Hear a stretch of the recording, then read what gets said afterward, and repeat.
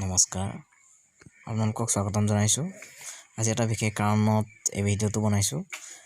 আজি যোৰহাট জিলাৰ চৈকতা মাজগাঁও ধলাজান চৈকতা মাজগাঁৱৰ এজন উদীয়মান যুৱক প্ৰাঞ্জল দাসৰ ব্যক্তিগত প্ৰচেষ্টাত গোটেই গাঁওখন চেনিটাইজ কৰা হৈছে। তাৰ এই ভিডিঅ' আপোনালোকক দেখাই আছোঁ। এয়া আপোনালোকে দেখি আছে গোটেই গাঁওখন চেনিটাইজ কৰা হৈছে কিদৰে।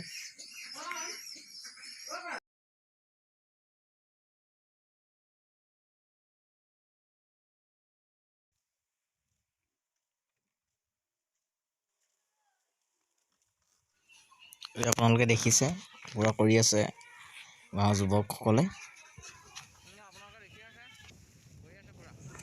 প্ৰাঞ্জল দাসৰ ব্যক্তিগত প্ৰচেষ্টাত আজি গোটেই গাঁওখন চেনিটাইজ কৰা হৈছে। আহকচোন আমি তেখেতৰ ওচৰলৈ যাওঁ, তেখেতে ইয়াৰ বিষয়ে কি কয়। আপোনাৰ ব্যক্তিগত প্ৰচেষ্টাত যিদৰে আপুনি চেনিটাইজ কৰিছে গোটেই গাঁওখন, তাৰ বিষয়ত আপুনি কি ক'ব? এতিয়া চাওক, বৰ্তমান সময়ত কোভিড-19 ভাইৰাছ অথবা কৰোণা ভাইৰাছে আতংক সৃষ্টি কৰাৰ পাছতেই দেশজুৰি যেতিয়া প্ৰধানমন্ত্ৰী নৰেন্দ্ৰ মোদী ডাঙৰীয়াই লকডাউন ঘোষণা কৰিলে, তাৰ পিছৰ পৰাই আমাৰ সাধাৰণ জনতা, সাধাৰণ ৰাইজ শংকিত হৈ পৰিছে। ইতিমধ্যে আপোনালোকে দেখিব পাইছে, বৰ্তমান যোৱাকালি আমাৰ অসমতো আহি যি কৰোণা ভাইৰাছৰ আশংকা আহি পৰিছে, তাৰ পাছতেই আমাৰ অসমৰ ৰাইজ তথা যোৰহাটবাসী ৰাইজো শংকিত হৈ পৰিছে। তাৰ শংকিত হোৱাৰ ফলস্বৰূপে আজি ধলাজান চৈকতা মাজগাঁও যোৰহাটৰ আজি মোৰ ব্যক্তিগত কিছু ক্ষুদ্ৰ প্ৰচেষ্টাৰে আজি ধলাজান চৈকতা মাজগাঁৱৰ কেইজনমান যুৱকক সচেতন যুৱক মিলিত হৈ আজি আমি চৈকতা মাজগাঁওখন ন্যূনতম চেনিটাইজ কৰিবলৈ আমি চেষ্টা কৰিছোঁ আৰু অঞ্চলবাসী সচেতন বা সজাগ কৰিবলৈ আমি অনুৰোধ জনাইছোঁ। দূৰত্ব বজাই ৰাখিবলৈ অনুৰোধ জনাইছোঁ। চিকিৎসক অথবা জিলা প্ৰশাসন বা চৰকাৰে যি নীতি নিৰ্দেশনা দিছে, সেই নিৰ্দেশনা মানি চলিবলৈ আহ্বান জনাইছোঁ। আৰু লগতে আমি আগন্তুক দিনত বা পৰৱৰ্তী সময়ত এই অঞ্চলৰ সমগ্ৰ অঞ্চলতে আমি চেনিটাইজ কৰিবলৈ আগবাঢ়িম, প্ৰচেষ্টা কৰিম।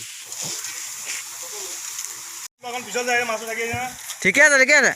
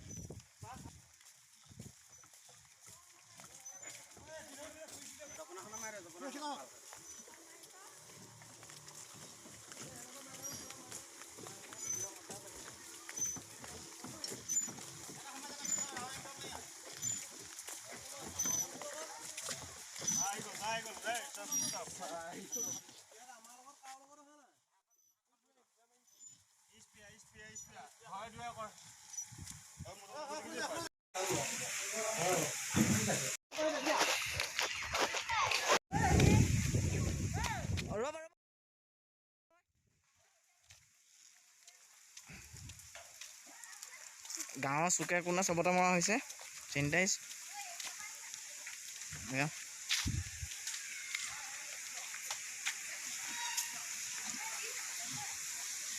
ইয়াতো মাৰি থৈ আগে একেবাৰে